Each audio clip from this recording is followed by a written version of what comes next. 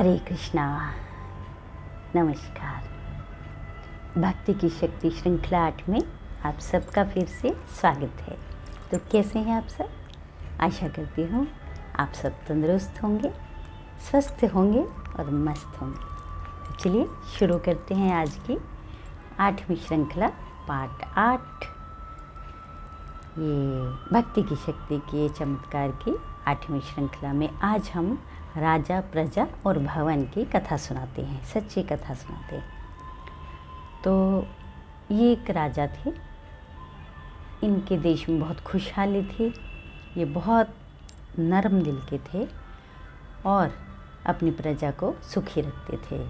अपनी प्रजा का हर काम का जो भी उनका रहता है वो दिल से करते थे, क्योंकि वो सबको अपना एक परिवार ही मानते थे।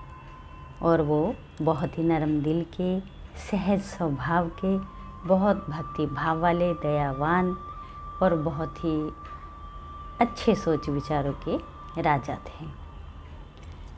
तो नित्य प्रति वो सुबह शाम भगवान की भक्ति करते थे, उनका नाम उच्चारण सिमरन करते थे, वेद पाठों का सब वो पाठ किया करते थे और उनका हर दिन भगवान की कृपा से अच्छा ही जाता था और वह सबके लिए अच्छी कामना करते थे। एक दिन वो जो राजा हैं वो सुबह जब अपनी पाठ पूजा करके हटे तो भगवान ने उनको देखते थे।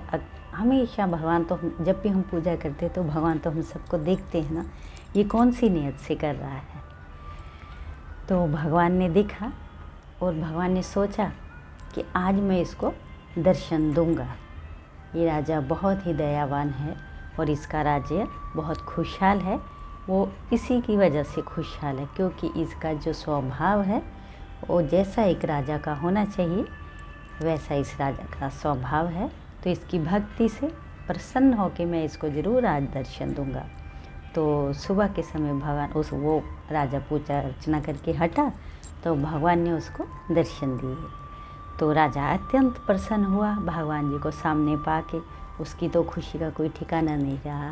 वो अति प्रसन्न हुआ और बोला, भगवान मैं तो बहुत खुश हो गया और इतना प्रसन्न हो गया कि मेरे पास ना तो अभी कुछ बोलने को अक्षर बचे हैं, ना मैं आपसे कुछ बोल सकता हूँ। और खुशी से छम छम छम उसकी आँखों से प्रेम की धारा बरसने लगी। तो राजा ने उनको देखा और भगवान बोले राजा से कि राजन तुम मांगो, एक वरदान मांगो, मैं तुम्हारी भक्ति से बहुत खुश हूँ। जो तुम कहोगे मैं तुम्हें वही वरदान दूंगा। तो राजा ने कहा, हाथ जोड़े प्रभु, जिसको आपके दर्शन हो जाएं उसे फिर दुनिया में क्या चाहिए। वैसे भी आपने मेरे को सब कुछ दिया है जो एक राजा के पास होना चाहिए। फिर भी भगवान ने बोला, नहीं राजन, तुमको एक वरदान लेना ही पड़ेगा। मैं तुम्हारी भक्ति से प्रसन्न होकर तुम्हें दर्शन देने आया हूँ। तो राजा ने बोला कि भगवान आप ऐसा करें कि अगर आप मुझे दर्शन ही देना चाहते हैं तो मेरी जो प्रजा है उसको भी आप दर्शन दें। तो भगवान ने उसकी तरफ देखा और बोले कि राजन ये तो असंभव है, ये नहीं हो सकता, तुम कुछ और वरदान मांगो। तो राजा बोला, नहीं नहीं भगवान, मुझे तो यही वरदान चाहिए कि मेरी प्रजा भी जैसे मैंने आपके साक्षात दर्शन किए वैसे मेरी प्रजा भी आपके दर्शन करेगी तो सौभाग्य को प्राप्त करेगी और वो सबसे बोल सकती है कि हाँ भगवान होते हैं और हमने उनके साक्षात दर्शन किए हैं। वैसे भी आपको पता ही है आजकल का कैसा समय चल रहा है। लोग तो पता नहीं कौन से मुँह से ऐसा फटक करके बोल देते हैं कि भगवान तो होते ही नहीं। जब पढ़ती है भगवान की ना तो अच्छो कोई भगवान ही याद आते। कहते हैं ना, जब कुछ याद नहीं आता तो फिर भगवान ही याद आते हैं। तो भगवान ने उनको बोला कि राजा सोच लो, क्योंकि मेरे दर्शन ऐसे संभव नहीं होते हैं जो निस्वार्थ पाठ पूजा करते हैं, जो बगैर किसी लालच के मेरी पाठ पूजा करते हैं, जप तप करते हैं, जो दिल के बहुत धनी होते हैं, जो सरल स्वभाव के होते हैं, वही मेरे दर्शन पाते हैं।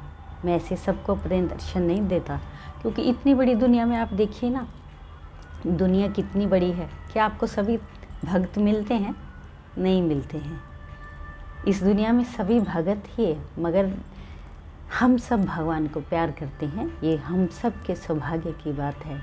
लेकिन भगवान जिसको प्यार करते हैं, असली सौभाग्य तो उसको माना जाता है। तो भगवान ने उस राजन को प्यार किया, तो भगवान ने राजन को दर्शन दिए। तो राजा बोलता, नहीं भगवान, मुझे तो अपनी जो प्रजा है उसको भी आपके दर्शन करवाना है। तो भगवान ने बोला, अच्छा तेरी इच्छा तो मैं टाल नहीं सकता। तो भगवान ने उससे कहा कि तुम देखो, ऐसा करना, कल अपनी प्रजा को, जितनी भी तुम्हारी प्रजा है उसको साथ में लेके आओ और सामने वाली पहाड़ी जो है वहाँ पे आ जाओ, मैं आप सबको वहाँ एक साथ दर्शन दूंगा।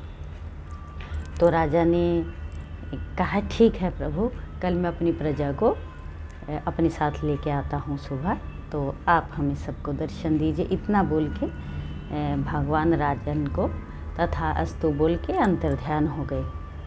और राजा ने अगले दिन शहर में डोंडी पिटवाई कि भाई कल आप सबको मेरे साथ ऊपर वाली पहाड़ी पे चलना है, वहाँ पर भगवान हम सबको दर्शन देंगे। तो छोटा बड़ा बच्चा जो भी हो, सब मेरे साथ कल इकट्ठे हो जाओ और हम सबको ऊपर की पहाड़ी पे चलना है।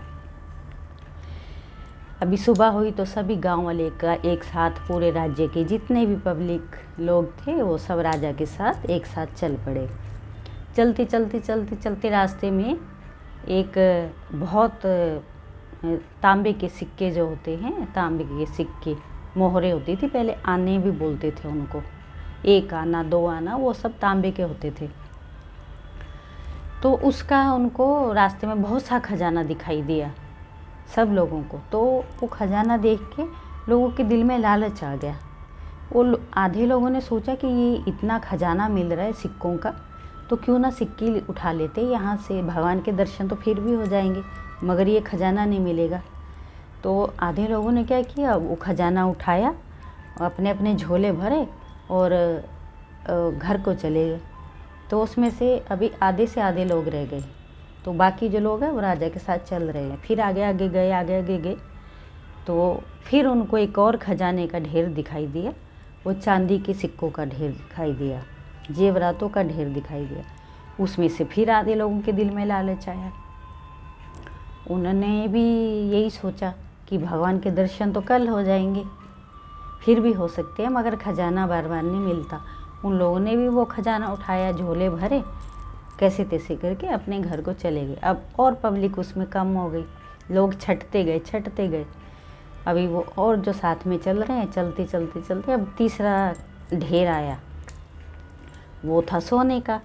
अभी उसके अंदर सोने के कंगन, जवाहरात, जेवर, सिक्के, क्या क्या उसके अंदर था। मतलब अब ये जो पब्लिक है, अब इसके अंदर भी, अब जब दूसरों ने उठाए तो ये थोड़े ना पीछे रहने वाले, इन्होंने भी वो आधा खजाना लिया, भर भर के झोले, यही बोल के कि भगवान तो कल भी देख लेंगे, फिर दर्शन हो जाएंगे, मगर खजाना नहीं मिलेगा। ये बोल के वो लोग भी छट गए, वो लोग भी चले गए। अब सब लोग चले गए। अब सिर्फ राजा ने उनको जाने से पहले बोला कि देखो, ये खजाना जो है भगवान से बड़ा नहीं है, ये तो बार बार मिल जाएगा लेकिन भगवान नहीं मिलेंगे। तुम इस समय को अपने हाथ से जाने मत दो, तुमको फिर कभी भी ये सुनहरा अवसर प्राप्त नहीं होगा अपने जीवन में। मगर उन लोगों ने एक नहीं सुनी राजन की। वो लोग लालचवश भर भर के वो सोना अपने अपने घरों को चल दिए। अब उसके साथ जो रहा वो रही रानी। अभी राजा और रानी दोनों बचे। अभी राजा और रानी जा रहे हैं वो पहाड़ की तरफ। तो रास्ते में फिर एक ढेर आया, वो था हीरों का।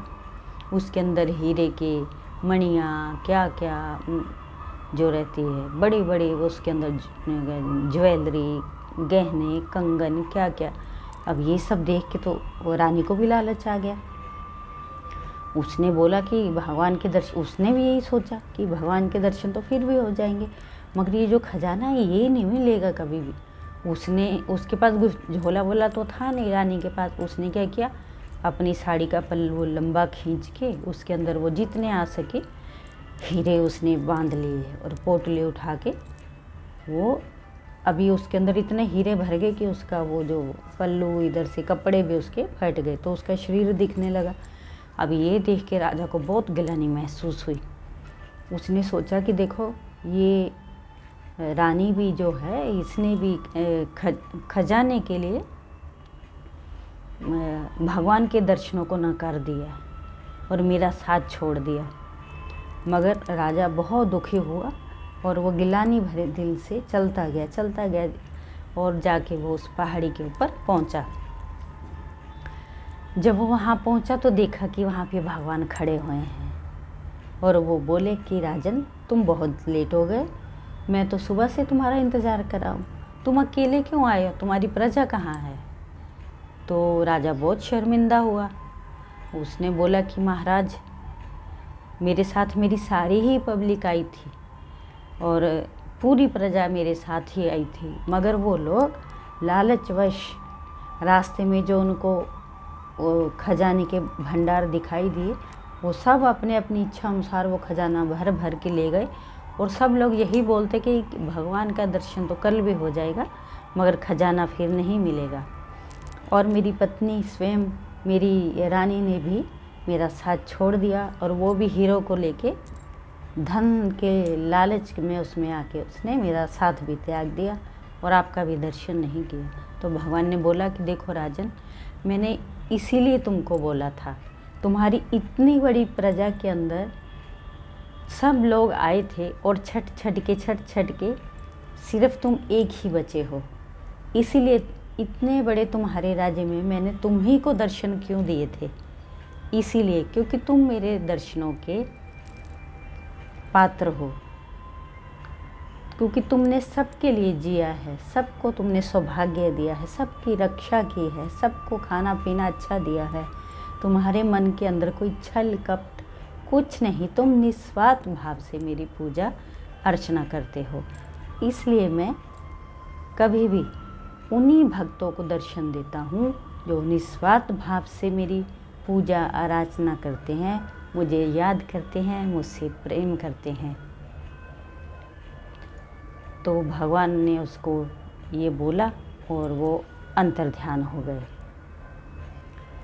अब ये राजा जो है ये बहुत ही शर्मिंदा हुआ और वापस वो अपने राज्य में आ गया और बहुत दुखी दिल से उसने राजपाट त्याग दिया और अपना संन्यास धारण कर लिया। फिर वो एक सन्यासी की ज़िंदगी जीने लगे और भगवान के प्रेम में हमेशा रमन रहते, उन्हीं का भजन सत्संग करते। उन्होंने अपने शरीर का त्याग किया। तो देखिए इस दुनिया के अंदर हम सब जो समाज के लोग हैं, सच तो ये है कि हम सब भी धन दौलत को ही प्रायोरिटी देते हैं पहले। भगवान के तो दिखावा मात्र ही समझ लीजिए कि हम उनसे जुड़ते हैं, लेकिन जो उनके साथ जुड़ते हैं तो फिर भगवान उन्हें कभी छोड़ते भी नहीं हैं।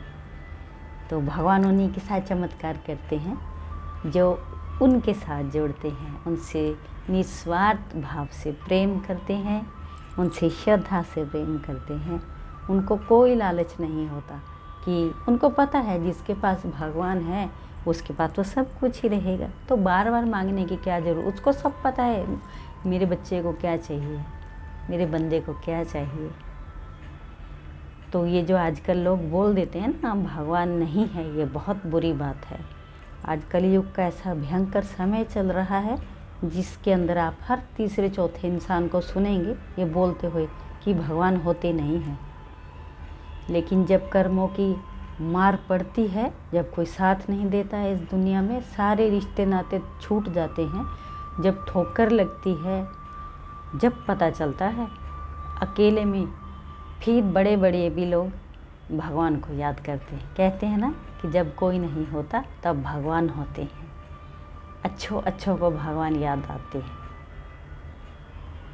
तो भाई भगवान है वही, उन्हीं से हम हैं, हमारा वजूद ही उन्हीं से है। उनके तो हुक्म के बगैर का पत्ता भी नहीं हिल सकता। तो हम लोगों की तो क्या विसात है। तो हम सबको इस कहानी से यही शिक्षा मिलती है कि भगवान की जो हम सेवा अर्चना करें वो निस्वार्थ भाव से करें और हमेशा उनसे जुड़े रहें और हर बुरी संगत से बचें। जो भी चाहिए इस दुनिया में जीने के लिए सब कुछ चाहिए, मगर हद से ज़्यादा कोई भी चीज़ की अति भी अच्छी नहीं होती। हर चीज़ का सुख भोगिए, सुखों में रह के माया में रह के निर्लेप रहिए और अपने भगवान की भक्ति में जुड़े रहें। तो आज की आपको ये कथा कैसी लगी अपने कमेंट में ज़रूर लिख के हमें बताइए और हमारे साथ जुड़िए। यदि आपके जीवन में भी कोई ऐसी घटना घटती है तो अपने चमत्कार अगर आपको आपके मन को अच्छा लगता है कि हमें लिख के भेजना चाहिए तो हमें भेजिए। हम इस चैनल के माध्यम से सारी संगत को, सारे भगत जनों को आपके चमत्कार की ये कहानी सुनाएंगे और सबको कृतार्थ करेंगे। तो अगली एक और श्रृंखला के साथ हम आपके सामने फिर से प्रस्तुत होंगे। तब तक के लिए फिर से महामंत्र के साथ हरे कृष्णा कृष्णा कृष्णा हरे हरे, हरे राम राम राम हरे हरे। नमस्कार।